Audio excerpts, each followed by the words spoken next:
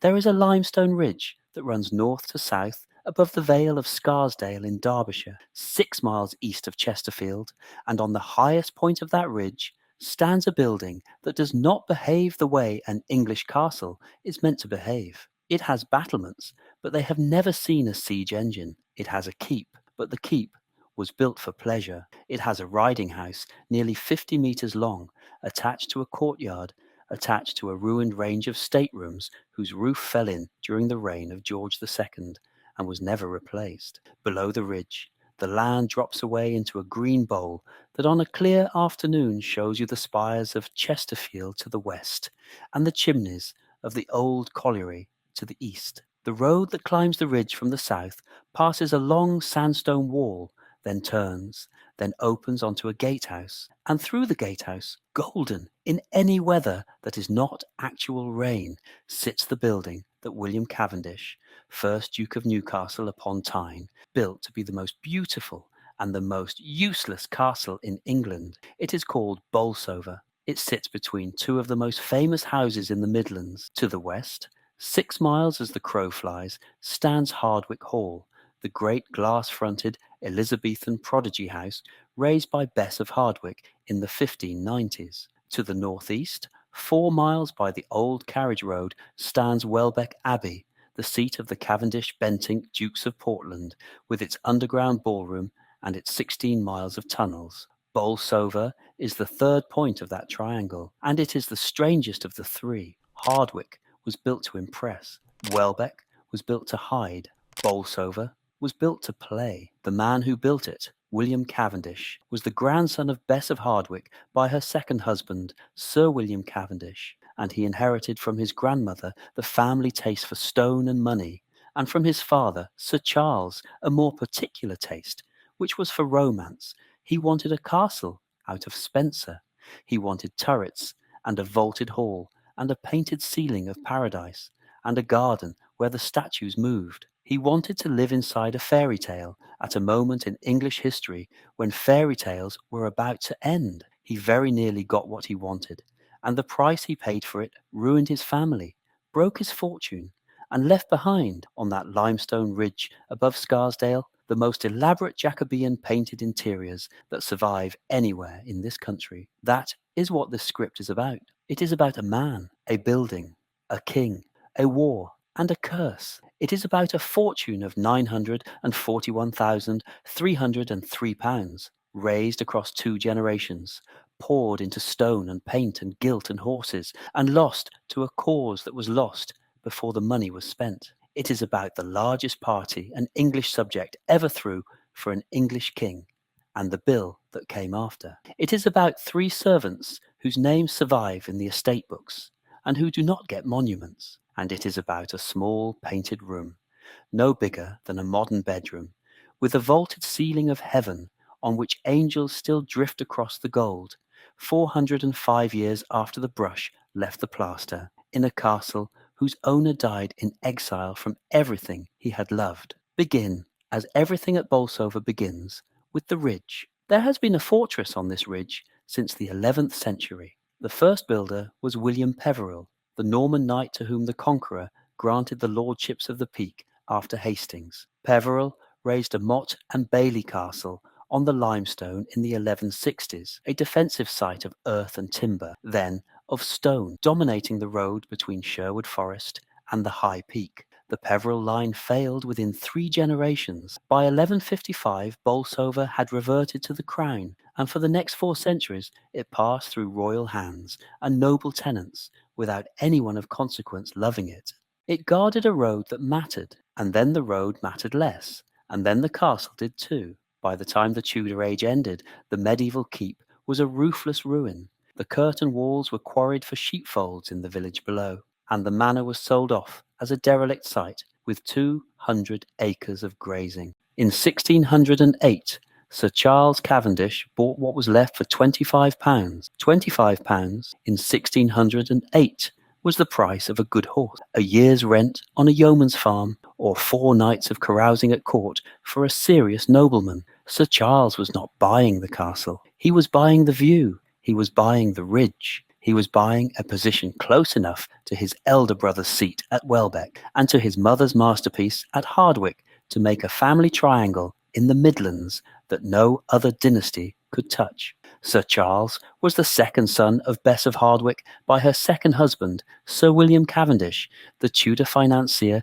whose ledger books had brought the family into the gentry and then into the peerage. He had inherited intelligence, taste, and the conviction that a Cavendish was now to be reckoned among the great houses of England. He commissioned a young architect by the name of John Smythson, the son of Robert Smythson, the man who had built Hardwick for Bess, to come down to Bolsover and design him something new. Sir Charles did not live to see what Smythson designed. He died in 1617, and the project passed to his son, William, who was then 24 years old, recently knighted, and at the beginning of a public career that would carry him to the front rank of Caroline England and then break him. William Cavendish was born in 1693 at Handsworth in Yorkshire, the only surviving son of Sir Charles and his second wife, Catherine Ogle. He grew up between Welbeck, Hardwick, and the new project at Bolsover.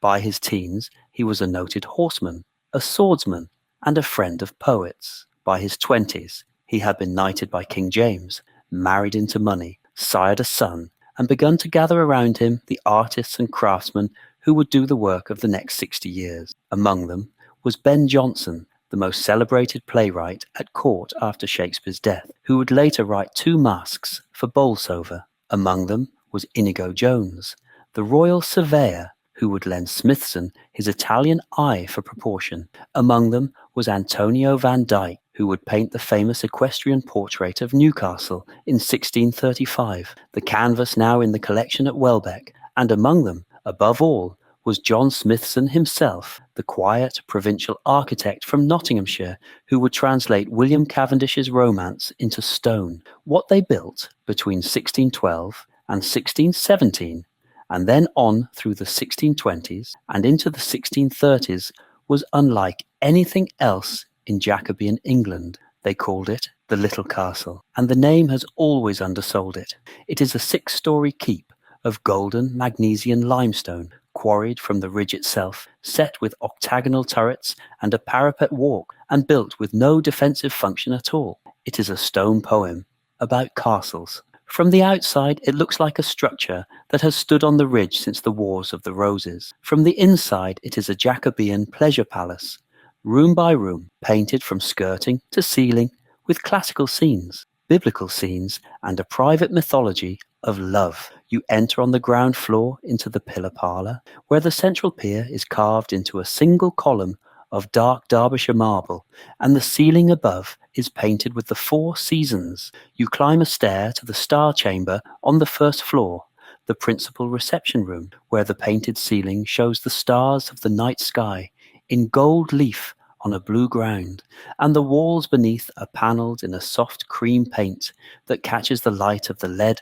glazed windows. Past the Star Chamber, through a small doorway, you enter the marble closet, a tiny room lined with veined stone, used by the Duke as a private withdrawing chamber, and from the marble closet, a stair climbs to the heaven closet, the smallest and most private room in the keep, no more than 3 meters across, in which Smythson painted a vaulted ceiling of paradise with the figures of the saved drifting upward through cloud toward a gilded throne. The heaven closet was finished in 1620. The paint has never been redone. The plaster has never been replaced. What you see today is what William Cavendish saw 405 years ago, when he stood beneath that ceiling, 27 years old, newly married to his first wife, Elizabeth Bassett, and master of a building that was the most original work of architecture being raised in England that year. He was not finished. Outside the little castle, on the south terrace, he laid out the most extraordinary garden of the period in this country. He called it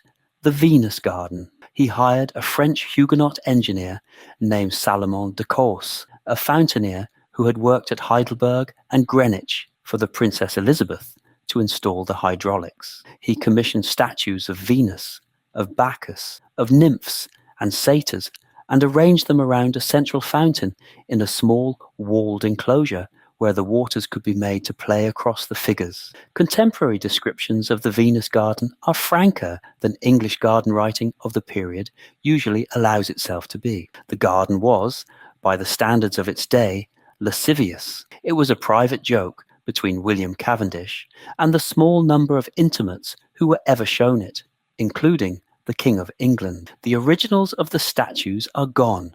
The replicas you walk past today were installed in the 1990s. The walls and the fountain bowl are original. The water still runs, and beside the Venus garden in the 1630s, William Cavendish built what may be the most distinctive structure on the whole ridge. He built the riding house. The riding house is 50 metres long, brick and stone, with a hammer beam roof and a sprung floor of compacted earth. It was the first purpose-built indoor riding school in England and possibly in Northern Europe. Cavendish raised it because he was, by then, the leading authority in his country on the training of horses. He had been schooled in the Italian and Spanish methods of the Haute École, the high school of classical horsemanship. He had bred his own line of Iberian stallions at Welbeck. He had developed a series of training exercises that he would later codify in a treatise. And he wanted, on his own ridge in Derbyshire, a covered arena in which to practice them through the wet Midland winters. The riding house survives.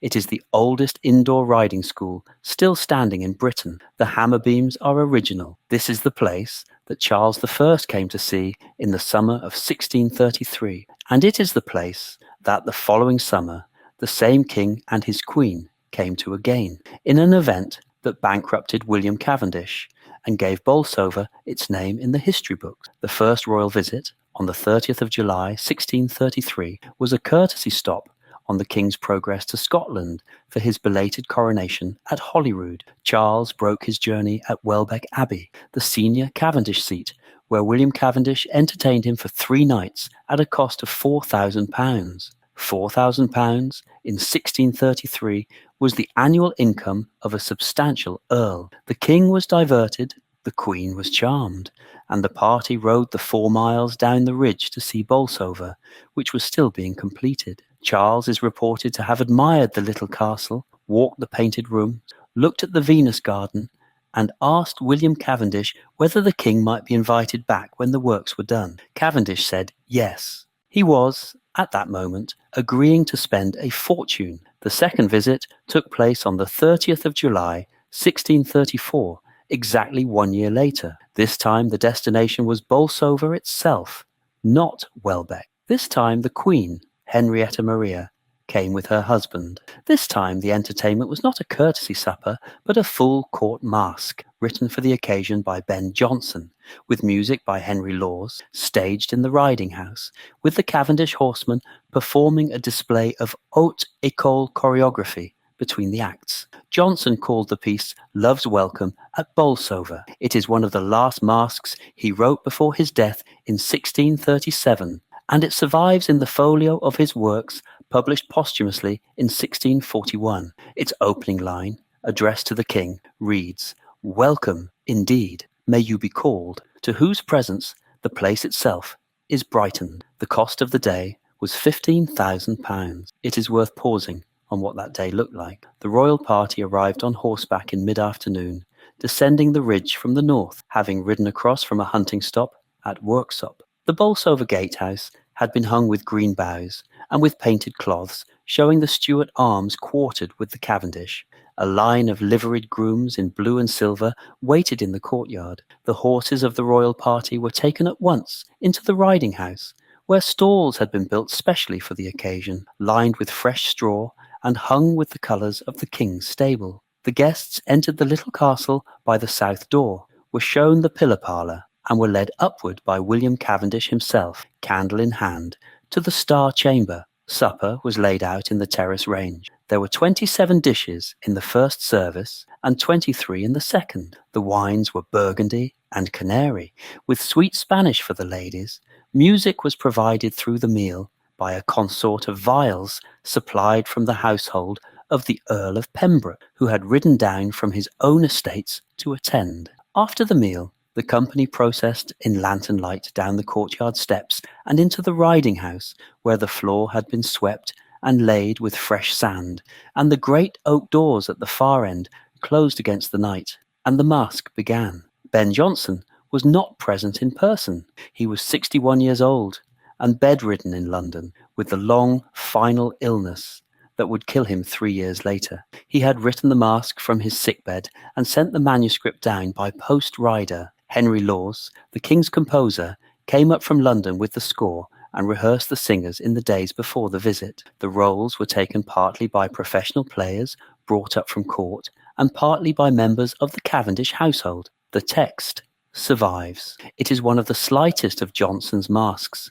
a piece of high pastoral compliment that takes the form of a dialogue between love and Eros, set in a fictional Bolsover that has been transformed into a garden of Venus by the arrival of the royal couple. The opening address to the king contains the line preserved in the first folio: "Welcome, indeed, may you be called, to whose presence the place itself is brightened." The final dance was performed by 8 maskers in silver. The music played from a gallery built temporarily at the south end of the riding house. When the masque ended, the company processed back to the little castle for a banquet of sweetmeats laid out in the marble closet, and the royal party retired some hours after midnight to the chambers prepared on the upper floor. The accounts of the day, preserved in the Welbeck muniments and reproduced in the 1938 Cavendish edition by the historian A. S. Turbeville, list the costs in painful detail.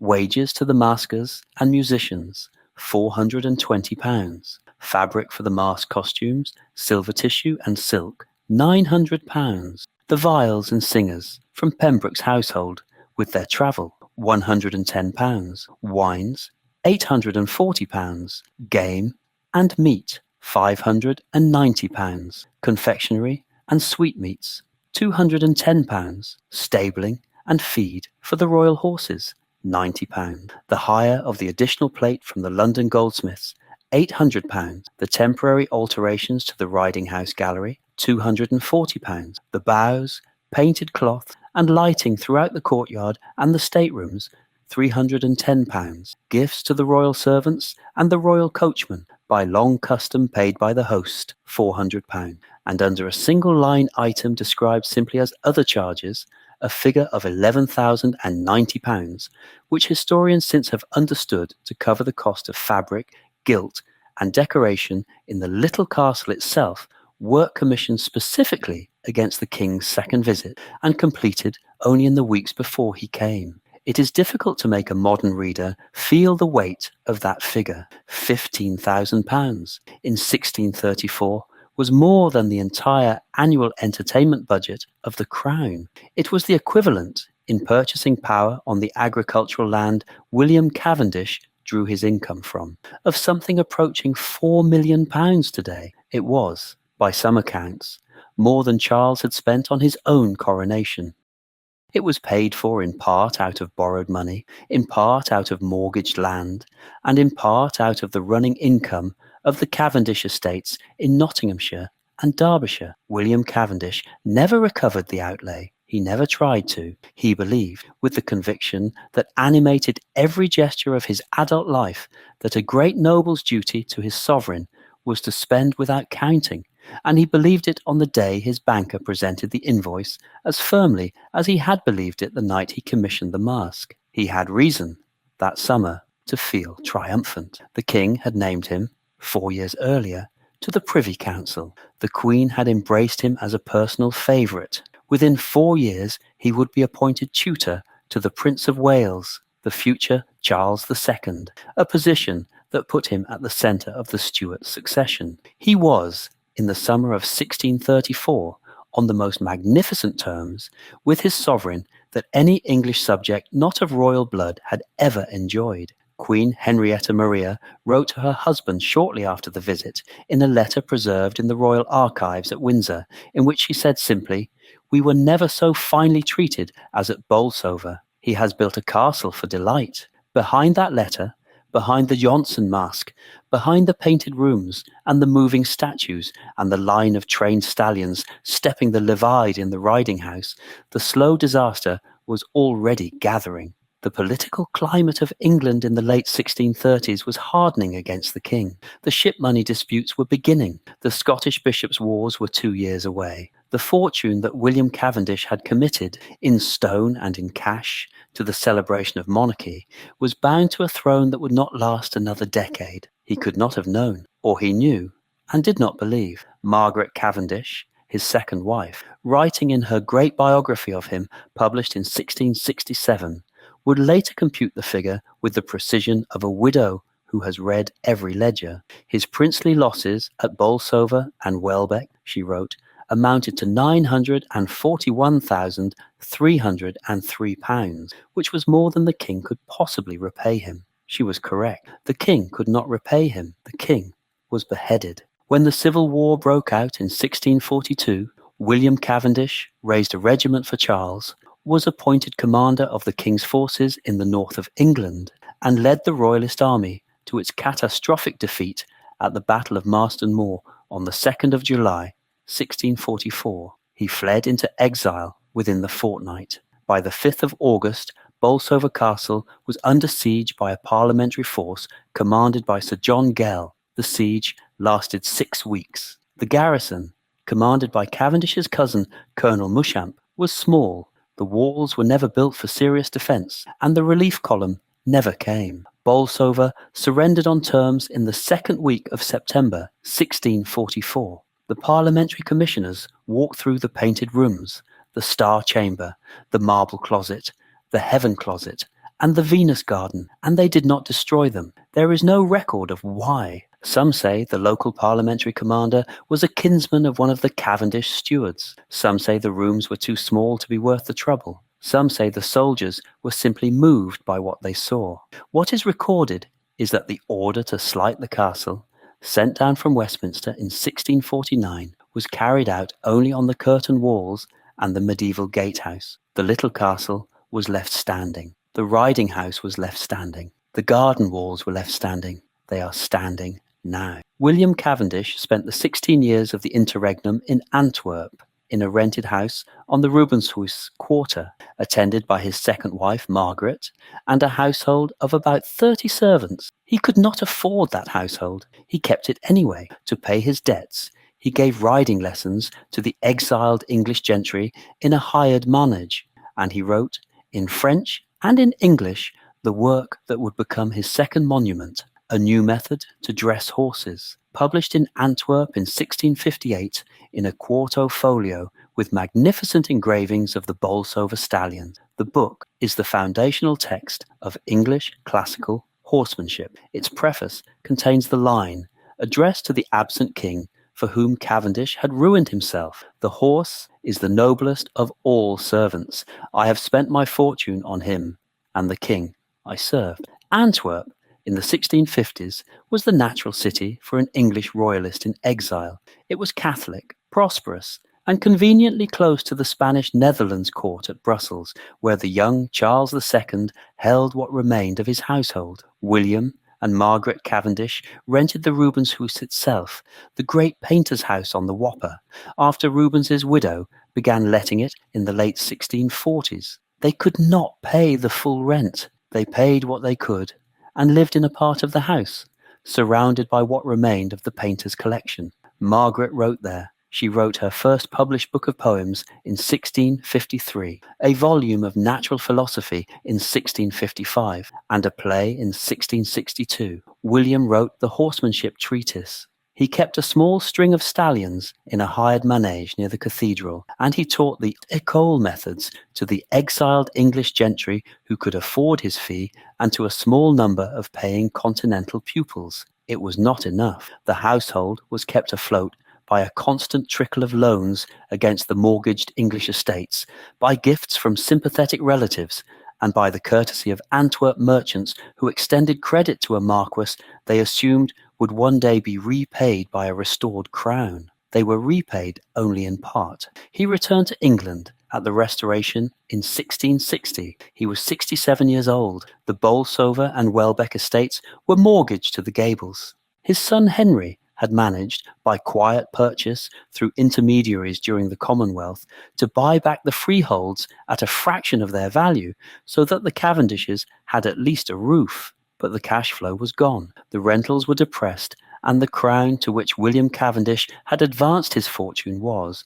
by his own widow's reckoning, more than £900,000 in debt to him. Charles II, his former pupil, restored him to his offices, made him a Knight of the Garter, and on the 16th of March, 1665, created him the first Duke of Newcastle upon Tyne. He did not pay back the money. He could not. The Cavendish ledgers show interest on the old loans being carried on the books for the rest of the century. William Cavendish died at Welbeck on the 25th of December, 1676, aged 84. He was buried in Westminster Abbey, in the north transept, beneath an effigy that shows him in his garter robes with a small carved horse at his feet. Edward Hyde, Earl of Clarendon, writing his great History of the Rebellion, published in 1702, would summarize the man in a sentence that has stood ever since. The Marquess of Newcastle, Clarendon wrote, was the most magnificent host the Crown had known since King James died. Magnificence has a price. At Bolsover, the price was the building itself. The Civil War siege of 1644 is one of two upheavals that shaped the Ridge in its post-medieval centuries. The siege came first. Sir John Gell's regiment closed the road from Chesterfield on the 25th of June and dug fieldworks on the lower slope. The garrison inside, perhaps 120 men, was under-provisioned and could not hope for relief once Marston Moor was lost. The walls of the little castle and the riding house were never tested by artillery. The fight, such as it was, took place on the medieval curtain wall and the outer ward, where the defenders held a barricade for almost 3 weeks. When the surrender came on the second week of September, the terms were generous. The garrison marched out with honour, the officers retained their swords, and the castle passed peacefully into parliamentary hands.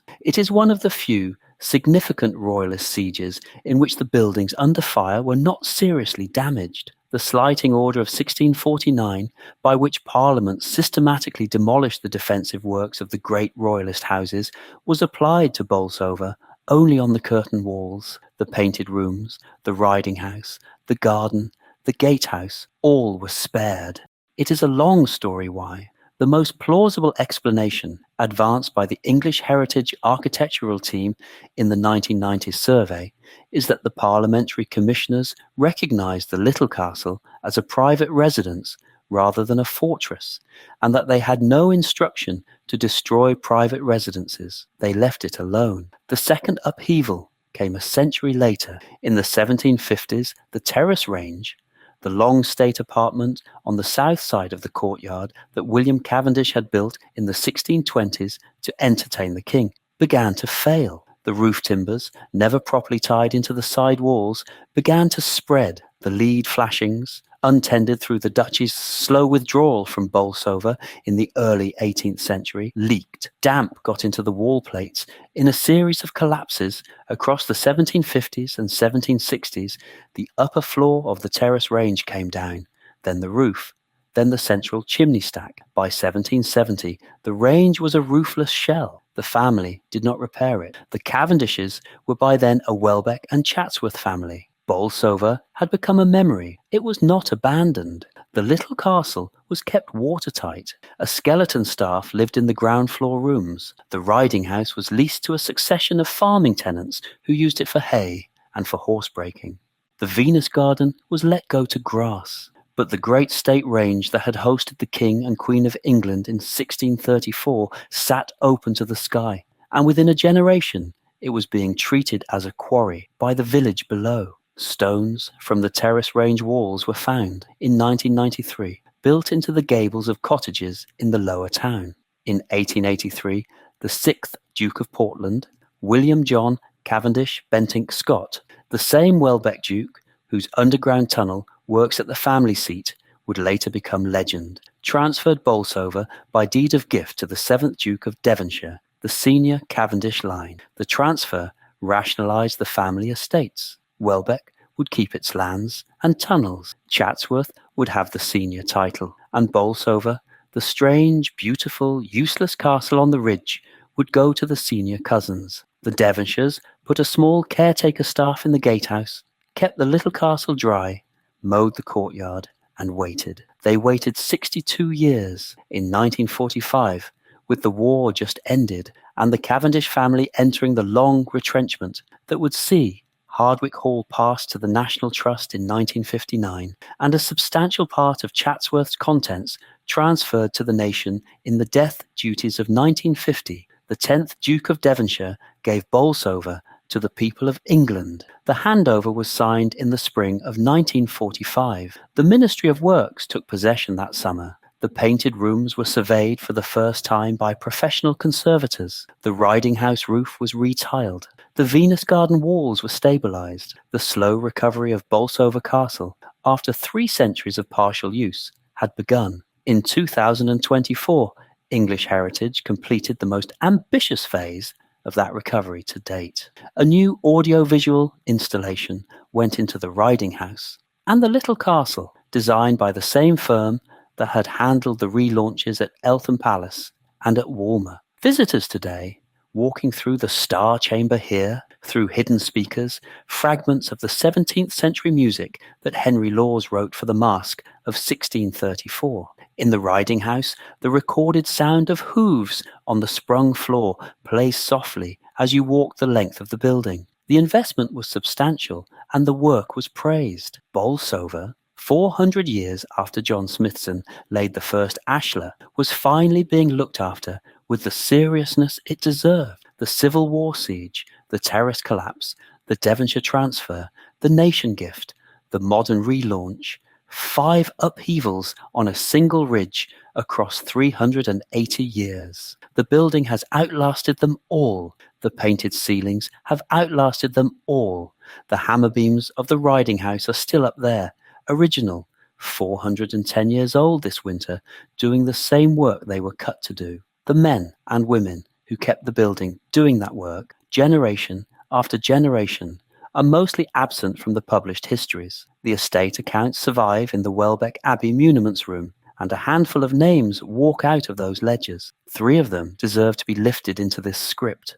The first is John Hancock, head mason at Bolsover from 1612 to 1640. Hancock came onto the ridge as a young journeyman working under John Smythson on the first phase of the little castle. In the year Sir Charles Cavendish died, he stayed for 28 years. He cut the heaven closet vault. He supervised the laying of the riding house piers. He worked on the terrace range right up to the eve of the Civil War. He earned 8 shillings a week from the Cavendish estate accounts, paid quarterly out of the Bolsover rents, and the entries in the Welbeck ledger from 1633 identify him by name as the chief mason. He was almost certainly local. The Hancock family is recorded in the Bolsover parish registers from the 1570s onward. He died, the registers indicate, in the autumn of 1640, 4 years before the siege, and was buried at St Mary and St Lawrence in the village below. His grave is unmarked. His work is the building.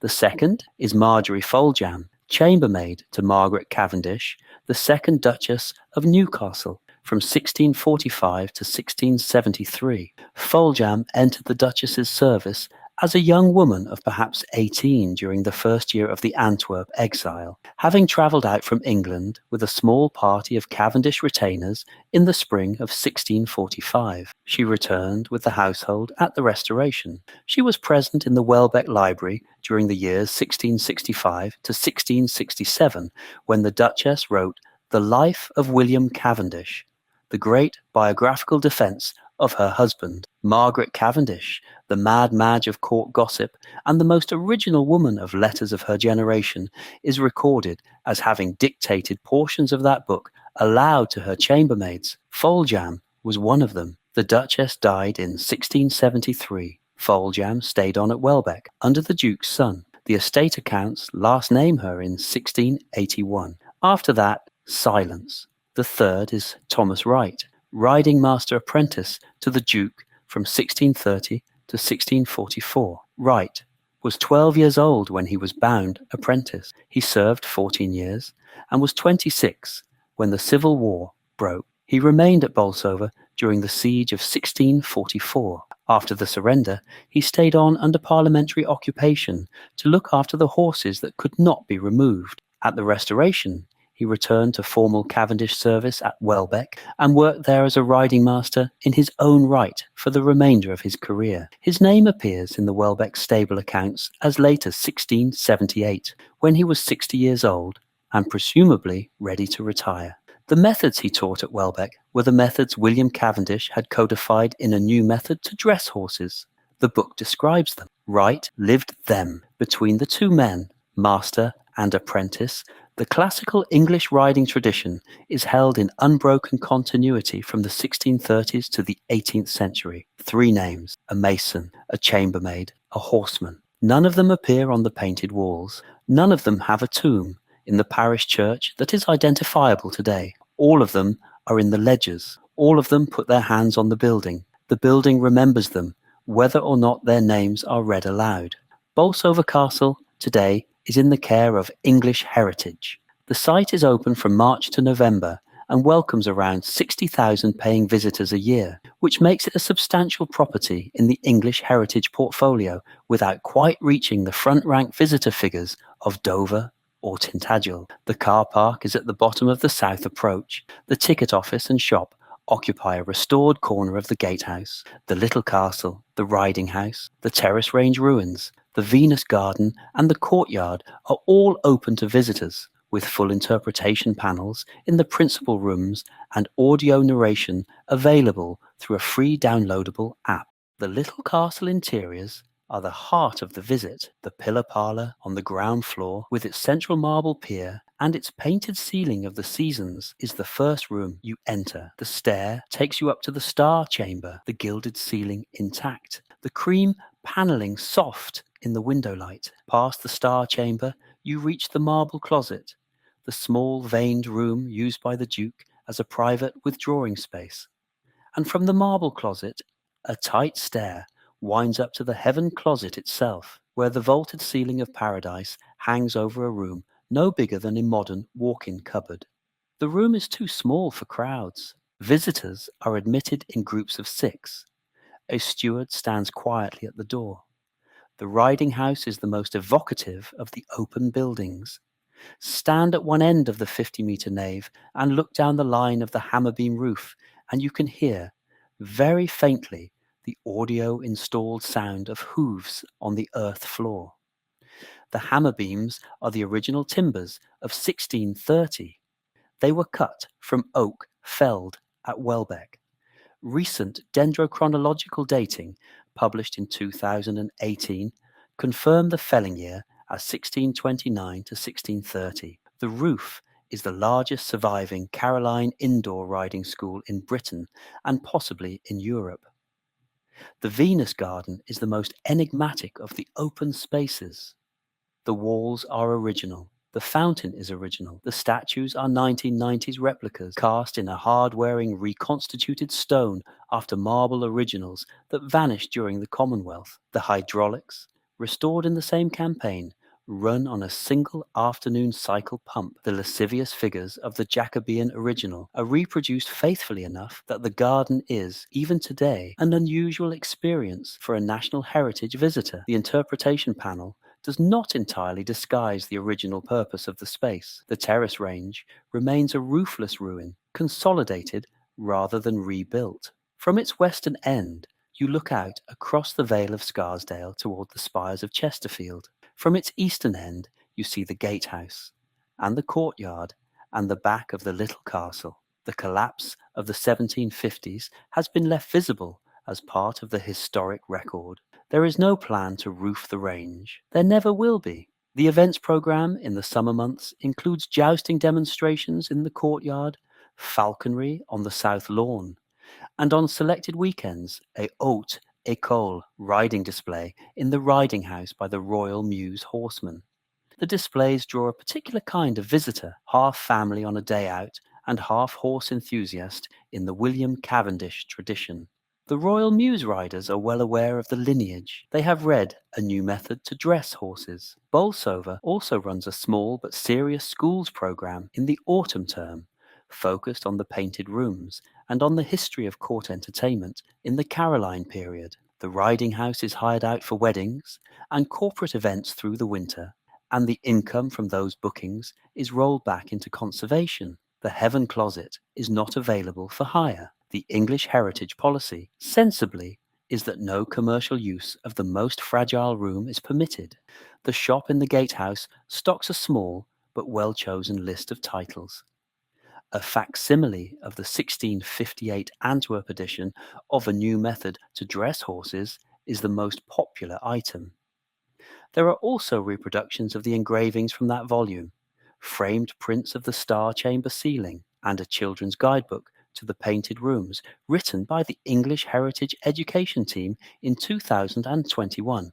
The cafe is small and seasonal, occupying the converted stable block on the western side of the courtyard, and is open from Easter until the end of October. The visitor numbers are modest enough that on a quiet weekday in the shoulder season, you can stand alone in the Heaven Closet for 2 or 3 minutes at a time, which is a thing that almost no other Stuart interior in England now permits. The Royal Mews display weekends are the busiest of the year and require advance booking, partly because of the limited capacity of the riding house and partly because of the popularity of the haute école performances among horse enthusiasts from across the north of England and from as far afield as the Iberian Peninsula and the Low Countries, where the Cavendish methods continue to be studied as the foundational English text of the classical riding tradition. The conservation work continues. The painted surfaces of the Star Chamber were given a major clean and consolidation in 2022. The exterior limestone of the little castle keep was repointed across the same campaign. The Venus Garden hydraulics were upgraded in 2023. The audio-visual relaunch of 2024 was the public phase of a 5-year program that has been the most thorough single investment in the building since the Ministry of Works took possession in 1945. There is, finally, a Cavendish curse that is sometimes spoken of at Bolsover. 3 young Cavendish heirs are said to have died at the castle in the 17th century, all in their 20s, all in unhappy circumstances, and the local tradition has it that the Venus Garden, with its erotic statuary and its private hydraulics, brought a kind of ill luck on the line. The historical record is more sober. William Cavendish lost his eldest son, Charles, in 1659, while the family was in exile in Antwerp, and the loss was real and lasting. The other 2 deaths that the local tradition attaches to the curse are less clearly documented and may belong to the broader Cavendish cousinage rather than the Bolsover line. What is certainly true is that William Cavendish outlived almost everyone he had built the castle for. He outlived Smythson. He outlived Ben Jonson. He outlived Inigo Jones. He outlived Charles I, outlived his own first wife. He outlived his eldest son. By the time he died in 1676, aged 84, in the great chamber at Welbeck, the people for whom Bolsover had been built were almost all gone. The Heaven Closet remained. It remains now. You can walk through the painted rooms today and feel, more strongly than at almost any other surviving Stuart interior in this country, the personal pressure of a single mind on every surface. Smythson was the architect, but William Cavendish was the patron, and the patron was unusually present at every stage of the design. The choice of subjects in the ceiling paintings, the placement of the marble closet next to the Star Chamber, the small stair to the Heaven Closet that admits visitors only one at a time, the sequence of rooms from public to private, rising upward through the keep. All of it was thought out by a young man who knew exactly what he wanted his castle to feel like. 400 years later, it still feels like it. That is rare. The closing image of this script is that room. You stand in the doorway.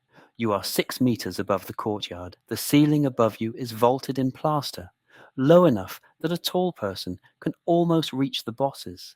The vault is painted in tempera over a smooth lime ground. The pigments are the original 1620 pigments. The blue is azurite, the gold is leaf, laid over a yellow bowl. The figures are drawn in a confident provincial mannerist hand by an artist whose name is now lost to us, The blue is azurite, the gold is leaf, laid over a yellow bowl. The figures are drawn in a confident provincial mannerist hand by an artist whose name is now lost to us, though the English Heritage Research Team believe it may have been a member of the de Critz family of court painters operating through John Smythson's connections in London. The figures rise. They are the saved, drifting upward through cloud. Their faces are turned toward the central rondel of the vault, where a gilded throne stands open. Around the throne the angels are tightly clustered, their wings overlapping, their bodies in motion. The composition is informed by Italian Counter-Reformation ceiling painting that William Cavendish would have seen during his travels in Italy in his early 20s, filtered through the Northern European tradition that John Smythson's workshop drew on. It is intact. 405 years intact. William Cavendish was 27 when he commissioned this room. He had not yet entertained Charles I. He had not yet built the riding house. He had not yet written a new method to dress horses. He had not yet raised a regiment at Newark, lost the Battle of Marston Moor, fled into exile in Antwerp, given riding lessons in the Rubenshuis to keep his household fed, returned at the Restoration, accepted a dukedom from a king who could not pay him back the £941,300 his widow would later total, or buried his eldest son. He was 27 years old, master of Bolsover, recently married, and he was making, in a small room above a courtyard in Derbyshire, the most private statement of his religious imagination that survives from any English Stuart magnate. He died on Christmas Day, 1676, aged 84, at Welbeck, 6 miles up the ridge. His effigy lies in Westminster Abbey, a small carved horse at his feet.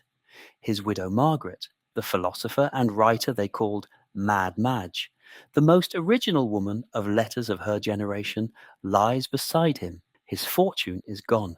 His king is gone. His architect is gone. His mask writer is gone. His son Charles is gone. The Cavendish line at Bolsover died with him. The painted ceiling did not. You climb the small stair. You stand in the doorway. The vault is above you. The saved are drifting upward through cloud. The angels are tight around the gilded throne. The blue is azurite. The gold is leaf. The room is so small that a single visitor fills it. He is still up there. He always will be.